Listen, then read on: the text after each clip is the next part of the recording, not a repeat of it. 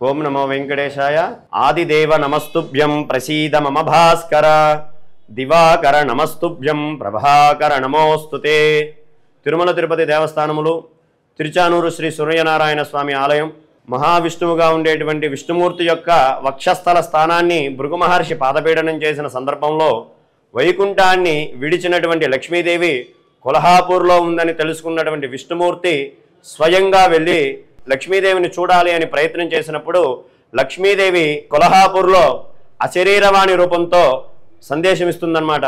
సామాన్యమైనటువంటి మహర్షి ఒక పాదపీడనం అంటే నా స్థానం లక్ష్మీ స్థానం వక్షస్థల స్థానంలో పాదపీడనం చేస్తే ఎటువంటి శాపం ఇవ్వలేదు, కాబట్టి నా యొక్క విలువ అనేటువంటిది తగ్గిచ్చిగా ఉన్నావు, కాబట్టి నా యొక్క విలువ తెలియాలి అంటే స్వర్ణముఖి నదీ తీరంలో పద్మ సరోవరాన్ని ఏర్పాటు చేసి పద్మాలతో అర్చించి నా కోసం తపస్సు చేసినట్లయితే నేను నీకు దర్శనమిస్తాను అని సాక్షాత్తు లక్ష్మీదేవి వెంకటేశ్వర స్వామికి సందేశం ఇవ్వగా అశరీరవాణి రూపంలో నేరుగా గరుడ వాహనారూఢుడై స్వామివారు కుంతము అనేటువంటి ఆయుధంతో ఈ పద్మ సరోవరాన్ని నిర్మించి 12 ఏళ్ల పాటు పద్మాలతో అర్చించి స్వామివారు తపస్సు చేస్తూ ఉండగా పద్మాలు వికసించాలి అంటే సూర్యుడు కమలబాంధవుడు కాబట్టి ఈ పద్మ సరోవరానికి తూర్పు భాగంలో స్వయంగా శ్రీవారి చేత ప్రతిష్ఠ చేసి అర్చింపబడినటువంటి స్వామివారు మన శ్రీ సూర్యనారాయణ స్వామివారు.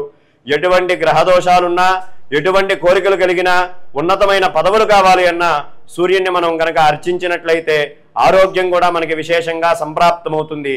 కావున స్వయంగా శ్రీవారే ప్రతిష్ఠ చేసేటువంటి శ్రీ సూర్యనారాయణ స్వామి తిరుచానూరులో మనకి దర్శించడం అర్చించడం మన యొక్క భాగ్యం.